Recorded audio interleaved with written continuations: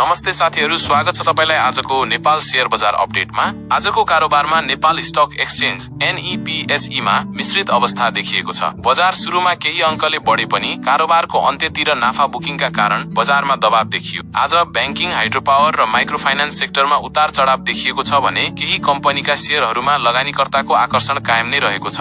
कारोबार रकम सामान्य रहेको छ, जसले बजार अहिले कन्फ्युजन फेजमा रहेको संकेत गर्छ। नयाँ लगानीकर्ता अझै पनि वेट एन्ड वाचको अवस्थामा देखिन्छन्। आज धेरै जसो लगानीकर्ता छोटो अवधिको नाफा बुकिङ र सुरक्षित स्टकतर्फ सर्ने रणनीतिमा देखिएका छन्। विशेष गरी बजार अहिले सपोर्ट र रेजिस्टेन्सको बीचमा घुमिरहेको अवस्था हो, जहाँ स्पष्ट ट्रेन्ड देखिन अझै केही समय लाग्न सक्छ। अब कुरा गरौं लगानीकर्ताका लागि सन्देशको। यदि तपाईँ दीर्घकालीन लगानीकर्ता हुनुहुन्छ भने राम्रो फन्डामेन्टल भएका कम्पनीहरूमा चरणबद्ध रूपमा लगानी गर्नु उपयुक्त हुन सक्छ।